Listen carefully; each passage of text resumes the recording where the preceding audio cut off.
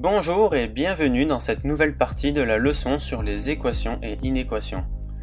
Cette correction d'exercice est la suite directe du cours sur la résolution des équations et inéquations. Exercice que nous vous avons présenté le professeur Malin et moi à la fin de la leçon.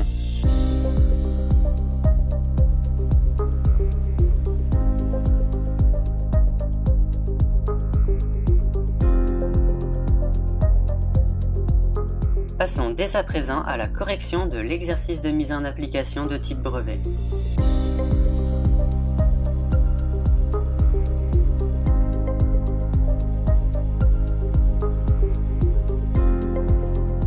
Après avoir visionné cette vidéo, vous serez capable de résoudre des équations avec des fractions et vous serez même capable de résoudre des équations du second ordre. Vous serez également capable de résoudre des inéquations sans tomber dans le piège du sens de l'inégalité. Commençons la résolution de cet exercice par la question numéro 1. Résoudre les équations suivantes. Équation A, 1 tiers de x plus 1 cinquième égale 11 trentièmes. Équation B, moins 8x plus 2, le tout au carré égale 36.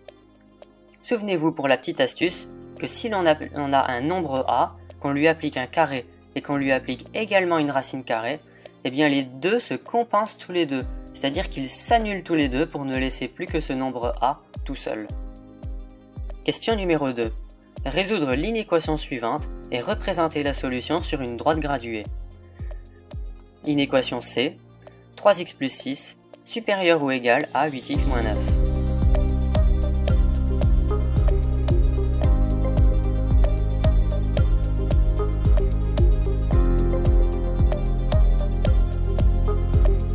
Commençons dès à présent la résolution de la question numéro 1. Équation A. 1 tiers de x plus 1 cinquième égale 11 trentièmes. Pour la résolution de cette équation, nous allons essayer de détailler le plus possible les calculs pour une meilleure compréhension. Commençons d'abord par recopier cette équation, et puis nous la manipulons.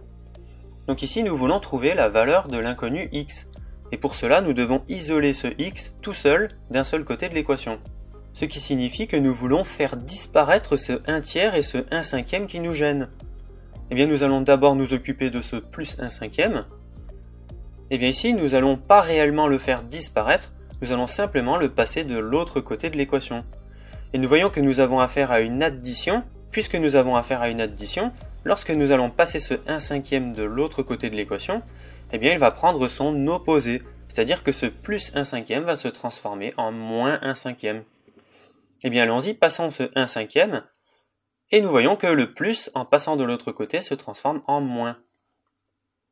Donc maintenant nous voyons que nous avons affaire à une équation du type 1 tiers de x égale 11 trentièmes moins 1 cinquième, et vous savez maintenant que pour pouvoir soustraire deux fractions, eh bien nous devons obligatoirement les avoir au même dénominateur. Donc ici nous allons chercher à avoir un dénominateur commun, ici en l'occurrence 30, et nous savons donc que 5 fois 6 égale 30. Donc nous pouvons multiplier par 6 en haut et en bas de la fraction pour pouvoir avoir un dénominateur qui est égal à 30. Donc nous avons alors une équation du type 1 tiers de x égale 11 trentièmes moins 6 trentièmes. Et puisque nous avons un même dénominateur sur les deux fractions, eh bien nous savons maintenant que nous pouvons les rassembler en une seule fraction. Donc le moins va se retrouver en haut et les deux dénominateurs vont se transformer en un seul. Nous savons tous que 11 moins 6 est égal à 5, donc nous allons avoir une équation du type 1 tiers de x égale 5 trentièmes. Nous n'allons pas simplifier cette fraction tout de suite pour ne pas perdre de temps à l'examen, et nous allons nous occuper d'abord de ce 1 tiers. Nous voyons que nous avons une multiplication entre le 1 tiers et le x, puisque nous avons 1 tiers fois x. Et puisque nous avons affaire à une multiplication, eh bien lorsque nous allons passer ce 1 tiers de l'autre côté de l'équation, eh bien il va prendre son inverse. C'est-à-dire que le multiplié va se transformer en divisé. Donc alors passons ce 1 tiers de l'autre côté de l'équation, et voyez qu'il va se transformer en divisé par 1 tiers. Et maintenant nous remarquons que nous avons affaire à une division de deux fractions. Et vous savez que c'est très difficile de calculer une division de deux fractions. Donc nous avons la solution, nous savons que diviser par une fraction, c'est comme multiplier par son inverse. Eh bien nous allons alors multiplier par l'inverse de 1 tiers. Nous allons passer ce 1 tiers en multiplié, et nous allons le multiplier par son inverse. Et maintenant, nous avons presque terminé puisque nous avons affaire à une multiplication de deux fractions. Eh bien nous savons que nous pouvons multiplier membre à membre 5 fois 3 et les dénominateurs ensemble 30 fois 1. Donc nous avons alors un x qui est égal à 15 trentièmes. Et maintenant la simplification de cette fraction est beaucoup plus facile puisque nous voyons que 15 c'est la moitié de 30. Donc nous savons alors que 30 c'est égal à 2 fois 15. Donc nous remplaçons 30 par 2 fois 15. Et maintenant nous sommes contents puisque nous avons un 15 en haut et en bas de la fraction. Donc comme nous avons 15 divisé par 15, eh bien nous savons que c'est égal à 1. Donc nous pouvons simplifier le 15 en haut et en bas de la fraction, et nous avons donc un résultat qui est égal à 1. Et maintenant il ne nous reste plus que 1 en haut et 2 en bas de la fraction. Donc nous avons réussi à trouver la valeur de l'inconnu x, qui est égal ici en l'occurrence à 1/2.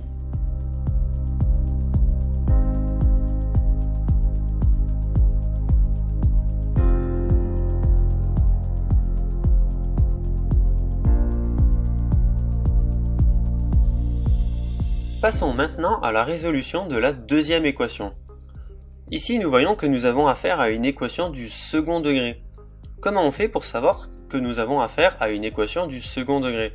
Eh bien, c'est quand nous avons affaire à des x carrés. Si on regarde bien, nous avons affaire à des moins 8x plus 2. Nous n'avons pas d'x carré à l'intérieur de l'équation, donc c'est pas une équation du second degré. Eh bien si. Comment on peut faire pour savoir si nous allons avoir affaire à une équation du second degré? Eh bien c'est quand on développe. Si nous développons ce moins 8x plus 2, le tout au carré, eh bien nous allons avoir apparaître des x carrés. Eh bien c'est pour ça que nous avons affaire à une équation du second degré. Donc vous devez savoir que quand on a une équation du premier degré, eh bien nous avons obligatoirement qu'une seule solution. Alors que quand on a une équation du second degré, eh bien on a dans la plupart des cas deux solutions. Et c'est ce qui va se passer ici. Donc nous allons avoir deux équations à résoudre. Donc ici vous allez vous demander pour quelle raison nous avons deux équations à résoudre, alors qu'en plus ce sont les deux mêmes équations. Eh bien vous allez le savoir dans quelques instants. Ici ce que nous aurions envie de faire si nous voudrions résoudre ces deux équations, eh bien nous aurions envie de développer. Puisque nous savons que moins 8x plus 2 le tout au carré, c'est une identité remarquable, a plus b au carré. Mais attention, nous ne devons pas développer, puisque si nous développons, eh bien nous n'allons plus savoir comment résoudre cette équation. Nous ne savons pas encore résoudre une équation du second degré.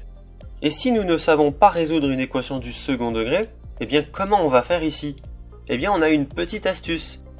Ici ce qu'on veut nous, c'est supprimer ce carré, s'en débarrasser. Eh bien vous savez que dans une équation, lorsque l'on veut se débarrasser de quelque chose qui nous gêne d'un côté de l'équation, eh bien on le passe de l'autre côté de l'équation. Et ici, ce carré, lorsque l'on passe de l'autre côté de l'équation, eh bien il va prendre son inverse. Et maintenant vous connaissez, c'est quoi l'inverse du carré? L'inverse du carré, c'est la racine carrée. Parce qu'ils se compensent entre eux.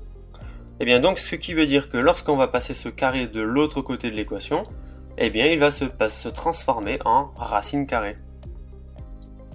Et maintenant, c'est là où vous allez comprendre pour quelle raison nous avons deux équations. Attention, vous devez connaître cette propriété. Lorsque l'on a une équation du type x carré égale a, eh bien la solution sera du type x égale racine de b ou moins racine de b. Et comme nous avons alors une équation du type x carré égale a, eh bien alors nous avons une équation du type x égale racine de 36 ou moins racine de 36. Donc nous devons absolument rajouter un moins devant la racine de notre deuxième équation. Et voilà pour quelle raison nous avons deux équations. Et elles ne sont pas toutes les deux égales, et vous verrez que les solutions ne seront pas égales non plus. Donc nous pouvons commencer à recopier nos deux équations, et nous pouvons les manipuler. Ici, ce que nous voulons faire, c'est déjà simplifier ces deux racines de 36. Donc soit nous connaissons le résultat de racine carrée de 36, ou alors nous essayons de chercher un carré parfait de 36. Ici, nous savons que 36, eh bien, c'est égal à 6 fois 6. Et comme c'est égal à 6 fois 6, alors c'est égal à 6 au carré. Donc nous pouvons remplacer 36 par 6 au carré à l'intérieur de la racine carrée, des deux racines carrées bien sûr, et nous pouvons réécrire ces deux équations pour pouvoir les manipuler. Nous pouvons utiliser l'astuce que nous avons appris dans l'énoncé. nous savons que lorsque l'on a un chiffre a, ou un nombre a, et qu'on lui applique un carré, et qu'on lui applique également une racine carrée, eh bien le carré et la racine se compensent tous les deux, donc c'est-à-dire qu'ils s'annulent entre eux, pour ne laisser plus que ce nombre a tout seul. Donc c'est ce qu'il va se passer dans nos deux équations. Le carré et la racine va se simplifier, pour ne laisser plus que tout seul d'un côté le 6, et d'un autre côté le moins 6. Donc maintenant, puisque nous avons une simple équation du premier degré à résoudre, nous devons isoler ce x tout seul d'un seul côté de l'équation. Et pour cela, nous devons nous débarrasser de tous ces chiffres qu'il y a autour du x. Donc nous nous occupons d'abord de ce plus 2. Et comme nous avons affaire à une addition, puisque nous avons moins 8x plus 2, lorsque nous allons le passer de l'autre côté de l'équation, eh bien il va se transformer en son opposé, c'est-à-dire en moins 2. Eh bien passons ce plus 2 de l'autre côté de l'équation, et puis nous voyons que ce plus 2 se transforme en moins 2. Nous pouvons alors calculer ce 6 moins 2 d'un côté, et ce moins 6 moins 2 de l'autre. 6 moins 2 est égal à 4, et moins 6 moins 2 est égal à moins 8. Nous avons alors deux équations du type moins 8x égale 4, et d'à côté, moins 8x égale moins 8. Et bien maintenant, pour isoler x tout seul d'un seul côté de l'équation, nous devons nous occuper de ce moins 8, pour le passer de l'autre côté de l'équation. Et faites attention, puisque nous avons affaire à une multiplication ici, puisque nous avons un moins 8 fois x. Et donc, puisque c'est une multiplication, eh bien ce multiplié va se transformer en divisé. Alors passons ce moins 8 de l'autre côté de l'équation, et vous observez qu'il se transforme en divisé par moins 8. Maintenant, nous avons trouvé la valeur de l'inconnu x d'un côté et de l'autre. Mais attention, nous avons affaire à des fractions qui ne sont pas irréductibles, donc nous devons les simplifier. Nous allons d'abord commencer par les réécrire, et vous voyez qu'à gauche, nous avons mis le signe moins devant la fraction. Et bien, lorsque nous avons qu'un seul signe moins dans une fraction, que le signe se trouve en haut de la fraction, qu'il se trouve en bas ou qu'il se trouve devant la fraction, eh bien c'est partout pareil. Alors que à côté, puisque nous avons deux signes moins, un en haut et un en bas, eh bien alors nous ne pouvons pas le mettre devant la fraction, puisque ces deux signes moins vont se simplifier. Alors repassons à notre fraction de gauche, et nous allons devoir simplifier cette fraction. Donc soit nous connaissons le résultat de 4 divisé par 8, ou alors nous essayons de chercher un facteur commun à 4. Et ici nous savons que 8 c'est égal à 2 fois 4. Donc nous pouvons remplacer 8 par 2 fois 4. Et ici maintenant nous sommes contents, puisque nous avons réussi à avoir un 4 en haut et un 4 en bas de la fraction. Donc nous allons pouvoir simplifier ce 4 en haut et en bas de la fraction, puisque nous savons que 4 divisé par 4 c'est égal à 1. Et à droite, eh bien, nous avons un moins 8 en haut et un moins 8 en bas. Et nous savons que donc les 8 vont se simplifier et les moins aussi. Donc les moins 8 en haut et le moins 8 en bas. Moins 8 divisé par moins 8 est égal à 1. Si nous simplifions ces 4 chiffres, donc d'un côté le 4 en haut et en bas, et de l'autre côté le moins 8 en haut et en bas, eh bien à gauche il ne reste plus que 1, et à droite également. Et donc, à gauche il reste 1 en haut et 2 en bas, et à droite il ne reste plus que 1. Donc, nous avons trouvé les résultats de nos deux équations. Nous avons alors d'un côté, attention au moins, nous avons un x égale moins 1/2 ou un x égale 1. Et nous avons résolu les deux équations de la première question.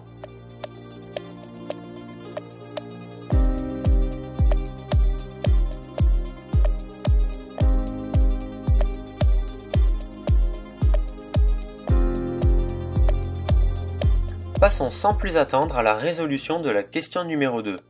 Résoudre l'inéquation suivante et représenter sa solution sur une droite graduée. Ici, nous nous attardons d'abord à la résolution de l'inéquation. Recopions d'abord cette inéquation et puis nous la manipulons.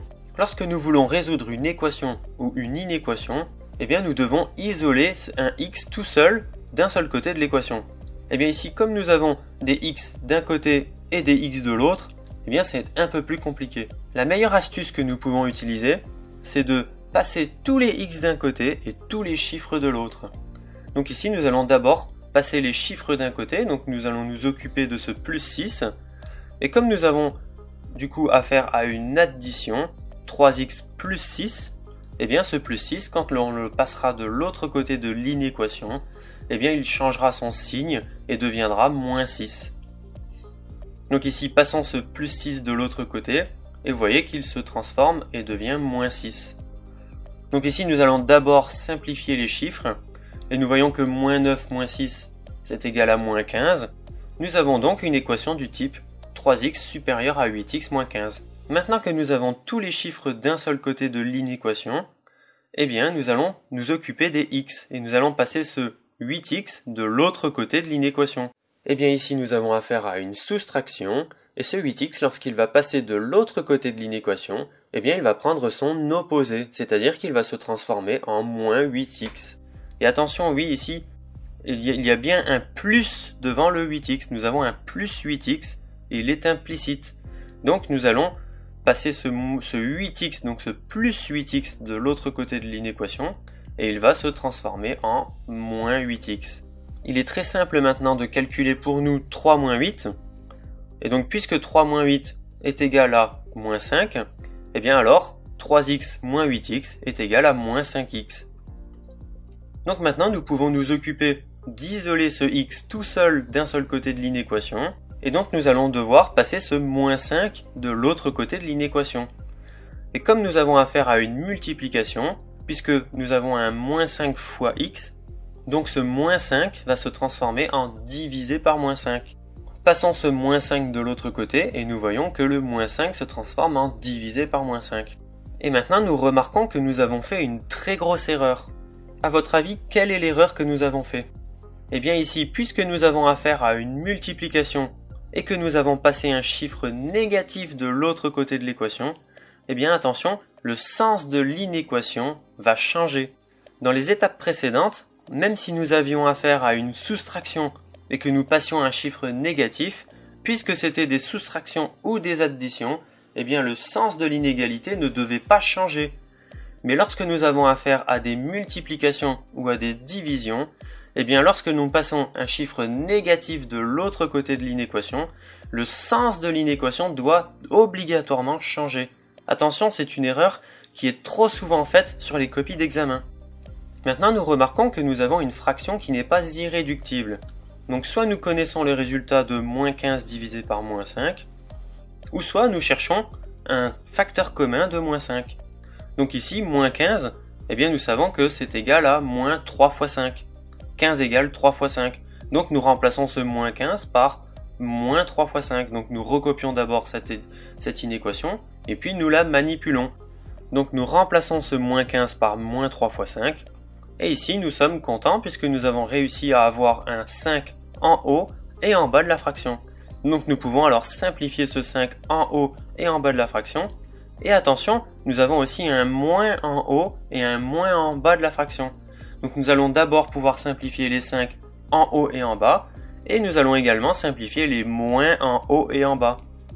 Donc maintenant nous pouvons dire qu'il ne reste plus que 3 sur toute cette fraction. Nous avons alors trouvé les solutions de l'inconnu x. Nous avons donc des solutions du type x strictement inférieur à 3.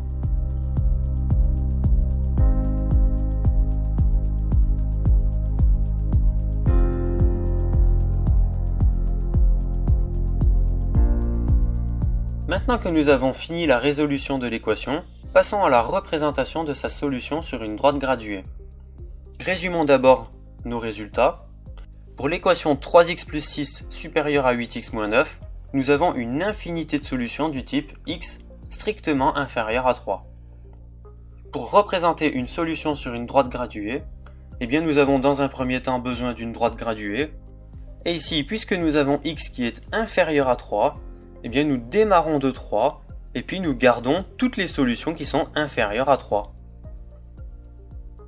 Maintenant, puisque x est strictement inférieur à 3, cela veut dire que x ne pourra jamais être égal à 3. Et nous représentons cette infériorité stricte par un crochet ouvert aux solutions.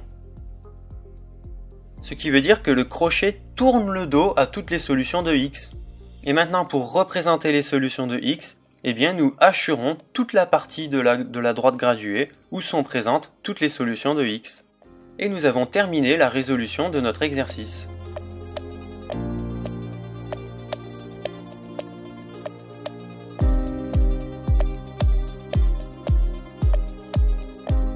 Eh bien, je vous souhaite une très bonne journée à toutes et à tous, et à très bientôt pour un autre exercice malin et ingénieux.